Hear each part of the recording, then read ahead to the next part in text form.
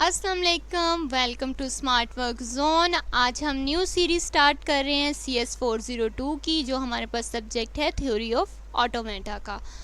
तो ये लेक्चर्स जो हैं इन्हें हम बहुत इजी वे में पढ़ेंगे कि आपको बिल्कुल इजीली ये समझ में आ जाएंगे, आपको इनके कॉन्सेप्ट्स क्लियर हो जाएंगे। नॉर्मली स्टूडेंट्स को लगता है कि ये सब्जेक्ट जो है ये बहुत डिफ़िकल्ट सब्जेक्ट है, लेकिन ऐसा बिल्कुल भी नहीं है। अगर आप इसकी कंसेप्ट क्लियर कर लेते हैं, अगर आप इसके स्टार्टिंग के 7 to 10 लेक्चर्स में सारे के सारे कंसेप्ट क्लियर कर लेते हैं, तो आपको बाकी पूरी बुक जो है 45 लेक्चर्स वो बिल्कुल ऐसा लगेगा कि हम उन्हीं कंसेप्ट्स को बार बार कर रहे हैं। ठीक है, थोड़ी बहुत चेंजिंग के साथ वही चीज़ें दोबारा रिपीट होती रहती हैं। तो आपने बिल्कुल बर्डन नहीं लेना कि ये बहुत कोई डिफ़िकल्ट चीज़ है या ये क्या है, हम इसे बहुत इजी मेथड से करेंगे। ठीक है, तो चलें हम लेक्चर स्टार्ट करते हैं। सबसे पहले हमारे पास, क्योंकि फर्स्ट लेक्चर है, तो हमारे पास सबसे पहले आएगा इसका इंट्रोडक्शन। तो नाम इस बुक का है थ्योरी ऑफ ऑटोमेटा, तो सबसे पहले हम ऑटोमेटा को एक्सप्लेन करेंगे कि आखिर ऑटोमेटा क्या चीज़ है। ठीक है, तो ऑटोमेटा जो है ये एक वर्ड है जो ऑटोमेटन से निकला है, जिसका मीनिंग होता है समथिंग दैट वर्क्स ऑटोमेटिकली। ठीक है ना, यानी कि कोई चीज़ जो ऑटोमेटिकली काम करती है उसके बारे में हम स्टडी करेंगे इस सब्जेक्ट में। तो यहाँ पे हमारे पास जो है दो लैंग्वेजेस होती हैं, दो लैंग्वेज जो है इंट्रोड्यूस करवाई गई हैं। There are two types of language. एक लैंग्वेज जो है हमारे पास वो फॉर्मल लैंग्वेज है और दूसरी इनफॉर्मल लैंग्वेज है। फॉर्मल लैंग्वेज को हम सिंटैक्टिक लैंग्वेज कहते हैं और इनफॉर्मल लैंग्वेज को सिमेंटिक लैंग्वेज कहते हैं। ये दोनों आपके क्विज़ हैं, इन्हें आप जो है हाईलाइट कर लें या कहीं पे नोट कर लें। मैं आपको साथ साथ क्विज़ भी बताती जाऊंगी। तो ये दोनों वो आपसे पूछ लेता है, फॉर्मल लैंग्वेज का नाम लिख देता है और ऑप्शन में वो आपको पूछ लेता है ये सिंटैक्टिक लैंग्वेज है या सिमेंटिक लैंग्वेज है। इसी तरह इनफॉर्मल भी पूछ सकता है, तो आपने इन्हें जो है हाईलाइट कर लेना है। तो इस सब्जेक्ट के बारे में जो सबसे स्टार्टिंग में हम जिन चीज़ों को टच करेंगे वो हमारे पास तीन चीज़ें हैं, तीनों को हम पैरेलल देखेंगे। एक हमारे पास है अल्फ़ाबेट। अल्फ़ाबेट को मिलाने से हमारे पास बनेगी स्ट्रिंग, और स्ट्रिंग के अंदर से हम चूज़ करेंगे वर्ड्स। तो हम इन तीनों को एक्सप्लेन करते हैं। ठीक है, ये तीन चीज़ें हैं जिन्हें हमने सबसे पहले एक्सप्लेन करना है। तो सबसे पहले हैं हमारे पास अल्फ़ाबेट्स। अल्फ़ाबेट्स क्या होते हैं? अल्फ़ाबेट्स सुन के आपके जहन में क्या आता है? जाहिर है फ़ौरन जब हम अल्फ़ाबेट का नाम सुनते हैं तो हम कहते हैं ये ABC है। ठीक है ना, क्योंकि हमने अल्फ़ाबेट जो है इंग्लिश लैंग्वेज से हम रिलेट कर रहे होते हैं। तो आप जिस लैंग्वेज से भी रिलेट करेंगे वो आपके अल्फ़ाबेट हो जाएंगे। जैसे अगर आप कहें कि इंग्लिश लैंग्वेज के अल्फ़ाबेट कौन से हैं, तो इंग्लिश लैंग्वेज के अल्फ़ाबेट कौन से होते हैं? ABCD। और अगर आप कहें कि जो हमारे पास मैथ्स है, जो हमारी काउंटिंग है, उसके अल्फ़ाबेट कौन से हैं, तो काउंटिंग के हमारे पास अल्फ़ाबेट जो हैं वो 0 और 1 हो जाएंगे। ठीक है ना, तो अल्फ़ाबेट क्या होती है कि finite non empty set of symbols. ठीक हो गया, तो आपको पता चल रहा है कि अल्फ़ाबेट क्या होते हैं। अल्फ़ाबेट तो एक बहुत इजीली चीज़ है जिसे हम नॉर्मली भी पढ़ते रहते हैं। तो यहाँ पे एक उन्होंने क्विज़ दिया हुआ है, वो आप देख लें। एक उसने लैंग्वेज बताई है, कहता है अलगोल लैंग्वेज जो है उसके अंदर 113 लेटर्स होते हैं। तो इसे भी आप देख लीजिएगा, ये भी आपको MCQs आ जाता है। नेक्स्ट जो है हमारे पास आ जाती है स्ट्रिंग। अब हमने देखना है कि स्ट्रिंग क्या होती है। देखें, अगर हम अल्फ़ाबेट जो हैं अपनी इंग्लिश लैंग्वेज ही ले लें, तो इंग्लिश लैंग्वेज के अंदर हमारे पास अल्फ़ाबेट क्या होंगे? A हो सकता है, BCD, ये हमारे पास अल्फ़ाबेट है ना। तो जब हम कुछ अल्फ़ाबेट को मिला के जो चीज़ बनाते हैं उसे हम स्ट्रिंग कहते हैं। ठीक हो गया, क्या करते हैं जब हम कुछ अल्फ़ाबेट्स को मिलाते हैं और उनसे हम एक जो बनाते हैं, जो भी बनता है उससे, उसे हम स्ट्रिंग कहते हैं। यहाँ देखें वो कहता है कनकैटिनेशन। कनकैटिनेशन होता है मिलाना। ठीक है, तो वो कहता है कि concatenation of finite number of letters from the alphabet, यानी कि आप कुछ फिनिट नंबर ऑफ लेटर्स लें, यहाँ से आप कोई भी लेटर लें, 2 3 4 ले लें और उनको मिलाएं, तो जो आपके पास बनेगा उसे हम स्ट्रिंग कहेंगे। तो ये देखें, मैंने आपके लिए एग्जाम्पल के तौर पे यहाँ बनाए भी हुए हैं। हमारे पास हमने अल्फ़ाबेट कितने लिए थे? 4। तो इन चारों को मिला के मैंने यहाँ 3 स्ट्रिंग्स बनाई हैं। हमने पहले D लिया, फिर A और C, तो DAC हमने एक स्ट्रिंग बना ली। फिर हमने 2 दफ़ा B लिया, 1 दफ़ा A, तो हमने BBA एक स्ट्रिंग बना ली। फिर हमने 1 दफ़ा C लिया, फिर A लिया, फिर B लिया, तो हमने CAB एक स्ट्रिंग बना ली। तो हम अल्फ़ाबेट्स को मिला के जो बनाएंगे वो हमारे पास स्ट्रिंग होगी। ठीक है। तो अब स्ट्रिंग के बाद हमारे पास जो नेक्स्ट चीज़ है वो आता है वर्ड। अब देखिए स्ट्रिंग्स तो बन गई हैं, लेकिन वर्ड क्या है? ऐसी स्ट्रिंग जो हमारी लैंग्वेज से बिलोंग करती हो उसे हम वर्ड कहेंगे। अब इसका क्या मतलब है कि वो लैंग्वेज से बिलोंग करती हो? देखें हमारे पास जो है, अगर हम इंग्लिश डिक्शनरी की ही बात कर रहे हैं, हमने इंग्लिश लैंग्वेज के जो है अल्फ़ाबेट लिए थे ना, तो हम इंग्लिश डिक्शनरी को ही सामने रख लेते हैं। तो क्या इंग्लिश के अंदर DAC कोई वर्ड है? नहीं है। आप पूरी डिक्शनरी चेक कर रहे हैं, ऐसा कोई वर्ड नहीं है। क्या BBA कोई वर्ड है? ऐसा भी नहीं है। CAB, जी ये कैब बन रहा है। तो ये एक वाहिद है जो हमारी डिक्शनरी में मौजूद है, जो हमारी इंग्लिश लैंग्वेज को बिलोंग कर रहा है, ठीक है। तो जो हमारी इंग्लिश लैंग्वेज, जो हमारी लैंग्वेज को, किसी भी लैंग्वेज को जो हम लैंग्वेज स्पेसिफाई कर रहे होंगे, अगर वो उसे बिलोंग कर रहा है तो हम उसे वर्ड कहेंगे, और अगर वो उसे बिलोंग नहीं कर रहा तो फिर हम उन्हें सिंपल स्ट्रिंग कहेंगे। आई होप आपको तीनों के कंसेप्ट क्लियर हो गए होंगे कि अल्फ़ाबेट क्या होते हैं, कि हमारे पास जो बेसिक चीज़ होती है, जो सिंबल्स होते हैं, उन्हें हम अल्फ़ाबेट करते हैं। अल्फ़ाबेट के मिलाने से जो बनती है वो स्ट्रिंग होती है, और ऐसी स्ट्रिंग जो हमारी लैंग्वेज से बिलोंग कर रही हो उसे हम वर्ड कहते हैं। तो अगर आप यहाँ देखें तो यहाँ उसने वर्ड की जो डेफिनेशन लिखी हुई है वो कहता है वर्ड्स आर स्ट्रिंग्स। वर्ड जो हैं वो स्ट्रिंग्स होती हैं। कौन सी string? Which belonging to some language, जो किसी लैंग्वेज से बिलोंग कर रही होती हैं। तो चले इन तीनों चीज़ों के बारे में जो कुछ थोड़ी बहुत इन्फॉर्मेशन और एग्जांपल्स हैं वो मैं आपको बता देती हूँ। सबसे पहले क्योंकि हमारे पास अल्फ़ाबेट था, तो अल्फ़ाबेट को हम इस साइन से जो है रिप्रेजेंट करते हैं, इस सिंबल से हम इसे रिप्रेजेंट करते हैं। जहाँ भी हमने अल्फ़ाबेट लिखने होंगे तो हम ये सिग्मा डाल देंगे, ठीक है। तो इसके अलावा एल्गोल था, ये मैंने आपको बता दिया था। उसके बाद स्ट्रिंग आती है। स्ट्रिंग की देखें उन्होंने इसी तरह एग्जांपल दी हुई है। कहता है अगर आपके पास अल्फ़ाबेट्स ये हैं, मैंने आपको बताया था ना अल्फ़ाबेट को हम सिग्मा से रिप्रेजेंट करेंगे, तो अगर आपके पास A और B अल्फ़ाबेट हैं तो आपने इससे स्ट्रिंग बनानी है। तो देखें आप A और B को मिला के जो मर्ज़ी बना लें वो आपके पास स्ट्रिंग बन जाएगी। तो ये देखें आप जितनी दफ़ा मर्ज़ी A को यूज़ करें, जितनी दफ़ा मर्ज़ी B को यूज़ करें, तो जो भी आप बनाएंगे वो एक स्ट्रिंग बन जाएगी। तो ये यहाँ पे उन्होंने एग्जांपल दे दी है। उसके बाद नीचे एक नोट लिखा हुआ है, कहता है एम्प्टी स्ट्रिंग के हवाले से। तो ये जो एक हमारे पास लैम्डा और एक हमारे पास ये वर्ड होता है जिसे हम कहते हैं ये भी लैम्डा का साइन होता है। तो ये जो दोनों लैम्डा हैं ये साइन हमारे लिए नल स्ट्रिंग के लिए शो होते हैं, ठीक है। अगर हमने एम्प्टी स्ट्रिंग या नल स्ट्रिंग शो करनी हो तो हम ये वाला या ये वाला जो है साइन वो लगा देते हैं, ठीक है। तो नेक्स्ट हमारे पास वर्ड आ जाता है। वर्ड में भी मैंने आपको डेफिनेशन बता दी है। तो डेफिनेशन के बाद उन्होंने एक एग्जांपल दी हुई है, तो ये देखें वो कहता है अगर आपके पास अल्फ़ाबेट सिर्फ एक है X, ठीक है, और आपकी जो लैंग्वेज है वो कहती है कि X की पावर n जो है वो 1 2 3 4 कुछ भी हो सकता है, तो आप इससे क्या बनाएंगे? तो देखें अगर हम n की पावर 2 रख लें तो इसका मतलब है कि हम x को 2 दफ़ा लिख सकते हैं। ये देखें उसने 2 दफ़ा लिख दिया। पहले उसने n की पावर 1 लिखी तो 1 दफ़ा लिख दिया, पावर 2 रखी तो उसने 2 दफ़ा लिख दिया, ये स्ट्रिंग बन गई। फिर उसने n की पावर अगर आप 3 रखें तो x की पावर 3 हो जाएगी, तो फिर आप x को 3 दफ़ा लिख दें, ठीक है ना। तो ये आपके पास स्ट्रिंग बनती जाएंगी। तो ये इसने आपको एक वर्ड की एग्जांपल दे दी है कि अगर हमारी लैंग्वेज जो है वो x की पावर n है तो हमारे पास x की जितनी भी स्ट्रिंग होंगी वो सारी हमारे पास जो है वो लैंग्वेज उनको बिलोंग कर रही होगी, ठीक है। नेक्स्ट एक नोट लिखा हुआ है, कहता है all words are strings but not all strings are words. हाँ ये बहुत ज़रूरी नोट है, इसे आप देख लीजिएगा, ये आपके क्विज़ या क्वेश्चंस में आ सकता है। कहता है कि जितने भी वर्ड्स हैं उन्हें हम स्ट्रिंग कह सकते हैं, लेकिन तमाम स्ट्रिंग्स को हम वर्ड नहीं कह सकते। अगर आप यहाँ देखें तो मैंने आपको जो एग्जांपल दी थी, यहाँ पे जो हमारे पास वर्ड लिखा हुआ है इसे हम कह सकते हैं ये हमारे पास स्ट्रिंग है, ठीक है, लेकिन यहाँ मौजूद हर स्ट्रिंग को हम वर्ड नहीं कह सकते।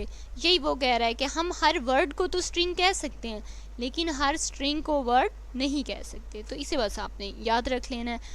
नेक्स्ट हमारे पास जो है वो एक कॉन्सेप्ट है वैलिड और इनवैलिड अल्फ़ाबेट का। तो वैलिड अल्फ़ाबेट कौन से होते हैं और इनवैलिड अल्फ़ाबेट कौन से होते हैं? तो अगर मैं आप तो हमारे पास लैंग्वेज जो है कौन से अल्फ़ाबेट जो हैं वो हमारे पास वैलिड होंगे और कौन से इनवैलिड होंगे। तो आप यहाँ पे अगर देखें तो ऐसे अल्फ़ाबेट जो आपका एक सेट है उसके अंदर कोई भी अल्फ़ाबेट अगर सेम वर्ड से स्टार्ट हो रहा है, जैसे ये देखिए ये कैपिटल बी से स्टार्ट हो रहा है और ये भी कैपिटल बी से स्टार्ट हो रहा है, तो ऐसा सेट जिसके अंदर दो अल्फ़ाबेट जो हैं आपके वो सेम जो है चीज़ से स्टार्ट हो रहे हों, तो उन्हें हम इनवैलिड अल्फ़ाबेट कहेंगे। और ऐसा सेट जिसके अंदर हर जो स्टार्टिंग है वो यूनिक स्टार्टिंग हो, ठीक है ना। देखें यहाँ कैपिटल बी है, यहाँ स्मॉल बी है, यहाँ स्मॉल बी है, यहाँ स्मॉल ए है, यहाँ स्मॉल बी है और यहाँ डी। तो जहाँ स्टार्टिंग यूनिक हो वो हमारे पास वैलिड अल्फ़ाबेट होंगे और जहाँ स्टार्टिंग यूनिक ना हो वो इनवैलिड अल्फ़ाबेट होंगे। नीचे हमारे पास आता है length of string. Length of string क्या होती है? मैंने आपको बताया था कि आपके पास अगर ए और बी दिया हुआ है तो आप जितनी दफ़ा मर्ज़ी ए ले लें, जितनी दफ़ा मर्ज़ी बी ले लें, तो आपके पास जो बनेगी वो स्ट्रिंग होगी। तो लेंथ ऑफ स्ट्रिंग में वो आपको स्ट्रिंग की लेंथ बताता है कि आपने जो है स्ट्रिंग की लेंथ 5 होनी चाहिए। तो इसका मतलब है आप जितनी दफ़ा मर्ज़ी ए लें, जितनी दफ़ा मर्ज़ी बी लें, लेकिन टोटल जो आपने वर्ड लेने हैं वो 5 ही होंगे, ठीक है। ये देखें जैसे यहाँ पे उसने ए बी और ए लिया हुआ है, तो ये उसने सिर्फ 5 लिए हैं क्योंकि उसकी जो लेंथ थी वो कितनी है 5। तो हम लेंथ को शो किससे करते हैं? हम लेंथ को जो शो करते हैं उसके लिए हम एस लगाते हैं और उसके साइड पे इस तरह 2 स्लैश लगा देते हैं, ठीक है। तो आप देखेंगे कि length of string I think आपको समझ आ गई होगी। वो कहता है कि अगर आपकी लैंग्वेज में ए और बी हैं और अगर मसलन वो कह देता है कि आपके पास जो लेंथ है वो 3 है, तो हम इसे किस तरह लिख सकते हैं? हम इसके लिए जैसे मर्ज़ी लिख सकते हैं। हम 3 लेने हैं ना, तो हम 3 दफ़ा चाहे ए ले लें, नहीं तो हम चाहे तो 3 दफ़ा बी भी ले सकते हैं, या हम चाहें तो हम ए बी ले सकते हैं, या फिर हम जो है वो बी भी ले सकते हैं, कुछ भी ले सकते हैं, ठीक है। लेकिन हमारी जो लेंथ है वो सिर्फ 3 होनी चाहिए। यही बस वो लेंथ ऑफ स्ट्रिंग में बताता है। यहाँ उसने एक और एग्जांपल दी हुई है, कहता है अगर आपके पास लैंग्वेज ये है, ये देखें, ये अगर आपके पास एक लैंग्वेज है जिसमें क्या अल्फ़ाबेट है, बी है, ए बी और डी है, तो आपने एक स्ट्रिंग बनानी है। ये उसने एक स्ट्रिंग दे दी है, टोकनाइज करना है, एस लेंथ क्या है 5 उसने दी हुई है। तो ये आपके पास स्ट्रिंग है, तो आपने अगर इसे टोकनाइज करें तो आपको पता चलेगा इसकी लेंथ जो है वो 5 है। ये देखें जो इसका सबसे पहला बी है, मैं आपको कलर चेंज कर देती हूँ। ये देखें सबसे पहले जो बी है, ये बी, ये इसके अंदर यहाँ मौजूद है ना, ये वाला, तो इसे हम उठा लेंगे। उसके बाद इसके बाद है ए बी, तो अगर हम ये ए बी देखें तो ये यहाँ पे मौजूद है, ठीक है, तो हम ये ले लेंगे। उसके बाद है बी, तो बी यहाँ पे है, तो हम इसे ले लेंगे। और उसके बाद बी और डी है, और बी और डी अलग-अलग हैं, तो इन्हें हम अलग-अलग ले लेंगे। तो आप इन्हें अगर काउंट करें तो ये 1 2 3 4 और ये हमारे पास टोटल लेंथ बनी है 5, ठीक हो गया ना। तो ये हमारे पास इसकी लेंथ है 5। तो इस तरह ये हमारे पास हमें जब वो क्वेश्चन देगा आगे जाके, जब हम सॉल्व करेंगे तो उसके अंदर वो हमें स्ट्रिंग बता देता है, आपकी लेंथ, स्ट्रिंग की लेंथ इतनी होनी चाहिए, तो हमें उस तरह जो है वो सॉल्व करना होता है। नेक्स्ट है हमारे पास जो है वो है रिवर्स ऑफ स्ट्रिंग। रिवर्स क्या होता है? रिवर्स देखें, आपको फ़ौरन से जहन में आया होगा किसी चीज़ को रिवर्स कर देना। हाँ, तो बिल्कुल स्ट्रिंग को रिवर्स कर दें। जैसे हमने एक स्ट्रिंग बनाई थी CAB, तो इसे आप BAC लिख दें तो वो रिवर्स हो जाएगी। यानी कि नॉर्मली हम लेफ़्ट टू राइट लिखते हैं, लेकिन अगर हम राइट टू लेफ़्ट लिखते हैं तो वो रिवर्स स्ट्रिंग हो जाएगी। जैसे CAB था तो इसे हम BAC लिख देंगे तो वो रिवर्स हो गई। वो कहता है the reverse of a string S donated bye reverse S. इसे हम डोनेट किससे करते हैं, ये आपके लिए इम्पोर्टेंट चीज़ है कि हम REV लिख के आगे ब्रैकेट्स डाल के S डालते हैं अगर हमने रिवर्स लिखना हो तो। और यहाँ हमारे पास एक ये तरीका होता है S की पावर R, तो नॉर्मली हम ये वाला ही तरीका यूज़ करते हैं, S की पावर R वाला कम ही किया जाता है, ठीक है। तो आपने ये देख लेना है कि इस तरह हम इसे शो करते हैं। यहाँ उसने नीचे एग्जाम्पल दी हुई है, कहता है अगर आपके पास स्ट्रिंग ये थी तो इसका जो है आपके पास रिवर्स वो ये होगा। तो ये देखें ABC स्ट्रिंग थी तो हमने CBA यहाँ पे लिख दिया, ये चेक करें, ठीक है। इसी तरह एक और एग्जांपल है, इसमें आपको उसने ये स्ट्रिंग दी हुई है और आपने उसका रिवर्स लिखना है। तो आप देखें ये BA इस तरह था, तो उसने जो है इसे रिवर्स करके लिख दिया है, ये D, उसके बाद उसने B लिखा है, फिर B, फिर A और फिर B। अगर आप देखें तो आप उसने इसी स्ट्रिंग को जो है रिवर्स करके यहाँ लिख दिया है, ठीक हो गया। तो ये हमारे पास रिवर्स ऑफ स्ट्रिंग होता है। उसके बाद हमारे पास जो है वो आता है डिफाइनिंग लैंग्वेज। हम किसी भी लैंग्वेज को डिफ़ाइन कैसे करते हैं? देखिए यहाँ पे हमारे पास नॉर्मली हम क्या कहते हैं, उर्दू लैंग्वेज है, इंग्लिश लैंग्वेज है, हमारे पास अरबिक लैंग्वेज है। लेकिन अगर हमने कोई न्यू लैंग्वेज है और उसे डिस्क्राइब करना है तो उसे हम किस तरह डिस्क्राइब कर सकते हैं?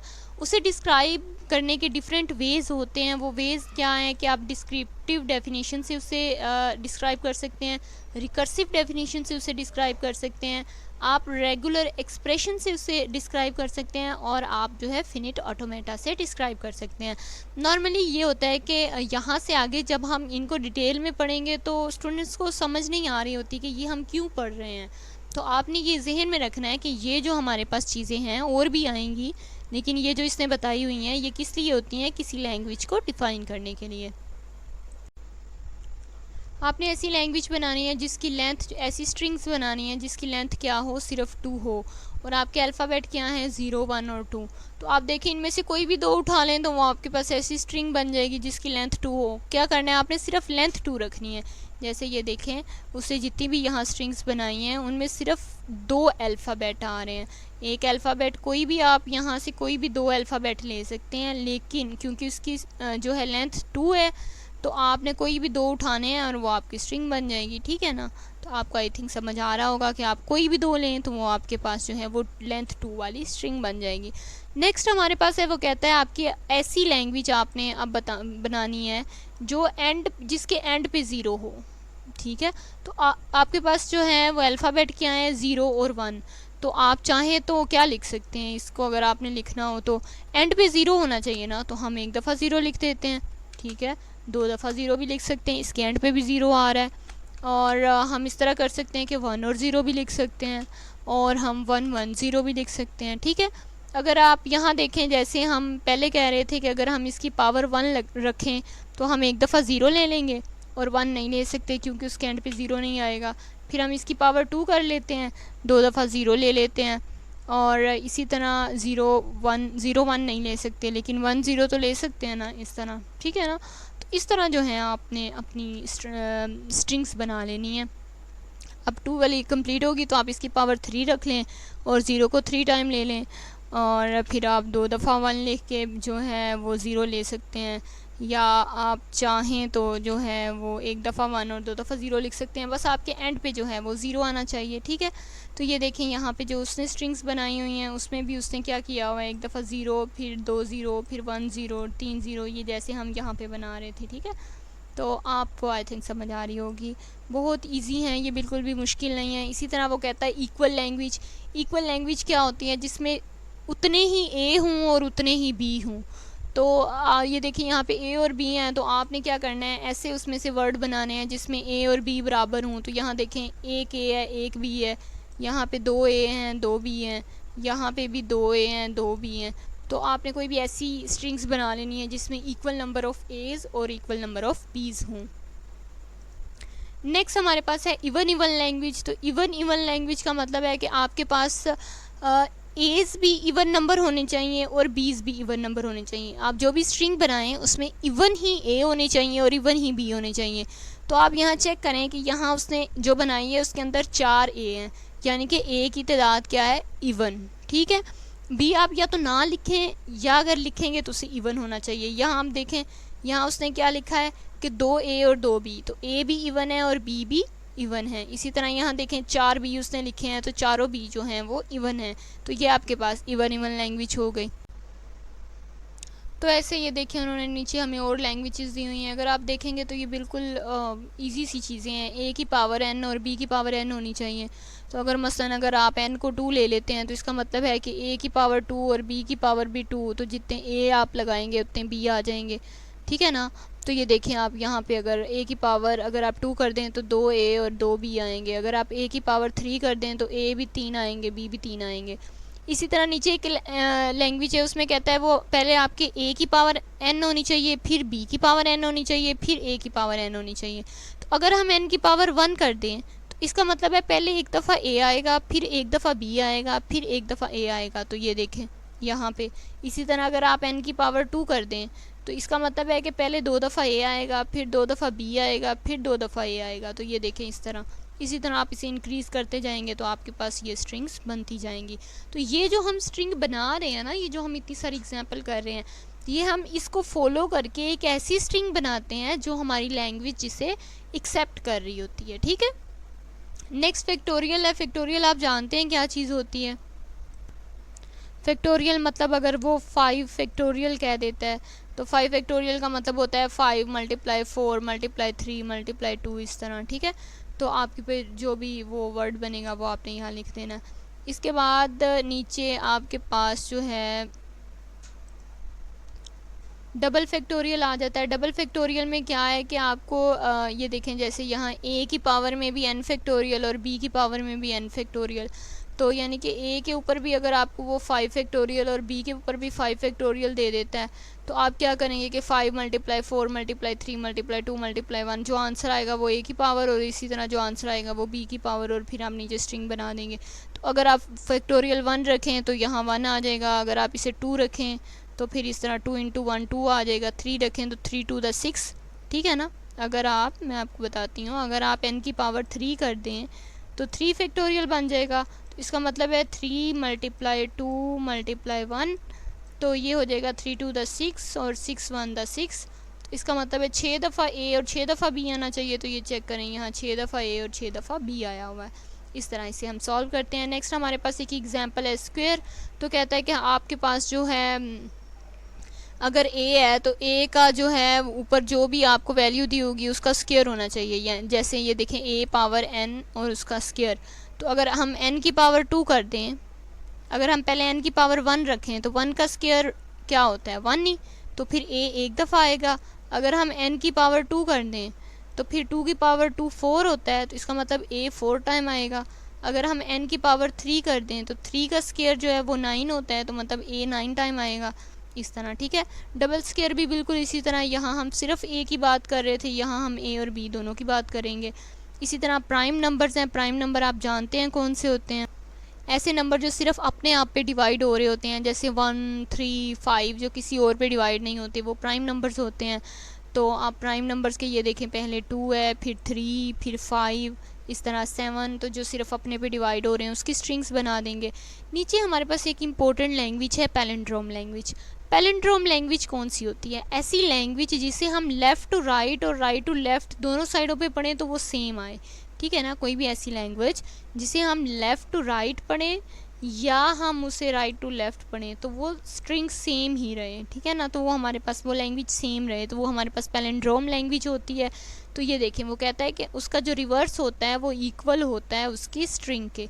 एक स्ट्रिंग लें, उसका रिवर्स कर दें तो वो दोनों इक्वल होंगे। ठीक है, तो उसे हम पैलिंड्रोम लैंग्वेज कहते हैं। ये देखें, यहाँ उससे कुछ बनाई भी हुई हैं, जैसे ये BAB है, तो इसे आप लेफ़्ट टू राइट पढ़ें या राइट टू लेफ़्ट पढ़ें ये सेम रहेगी। इसी तरह ABA या AA, तो ये हमारे पास पैलिंड्रोम लैंग्वेज है। आई होप आपको लेक्चर अच्छा लगा होगा। अगर आपको लेक्चर अच्छा लगा तो चैनल को सब्सक्राइब कर दें, क्योंकि सब्सक्राइबर्स बहुत ज़रूरी हैं। तो अभी तक के लिए अल्लाह हाफिज़। अब हम नेक्स्ट लेक्चर मिलेंगे। तो इसमें सबसे पहले हमारे पास है descriptive definition of language.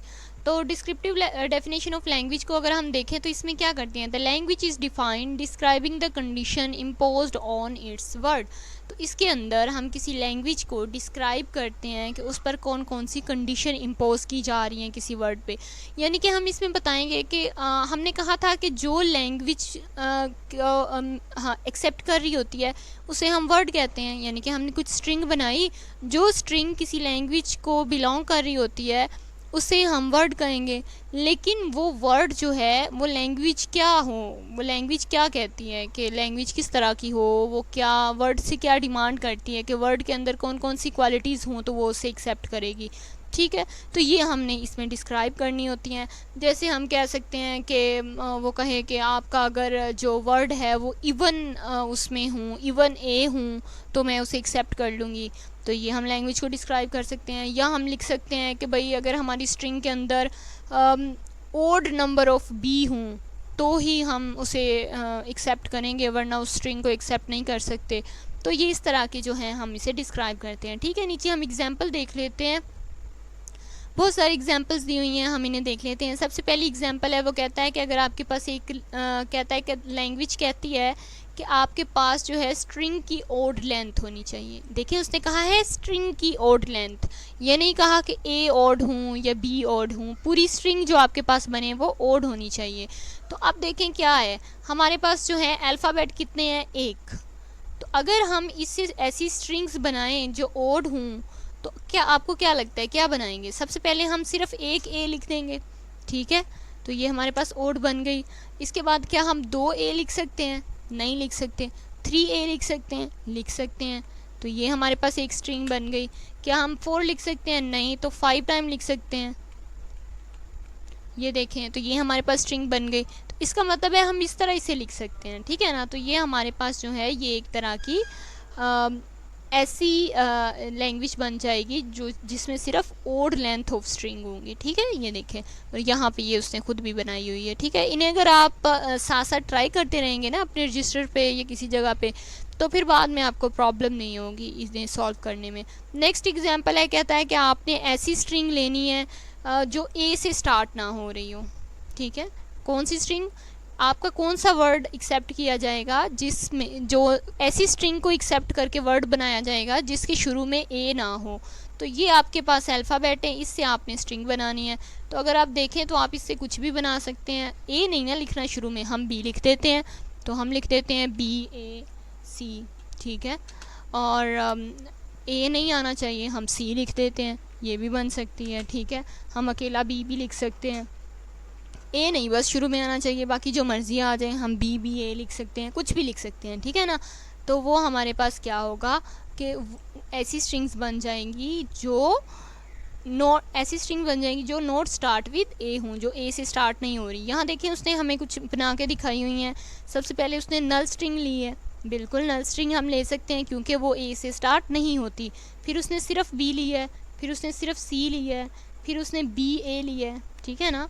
B को ए के साथ किया है, फिर उसने बी को सी के साथ किया है, बी को बी के साथ किया है, इसी तरह फिर सी को उसके बाद ए के साथ, सी को बी के साथ और सी को सी के साथ। इस तरह ये देखें उसने जो है स्ट्रिंग्स बनाई हुई हैं।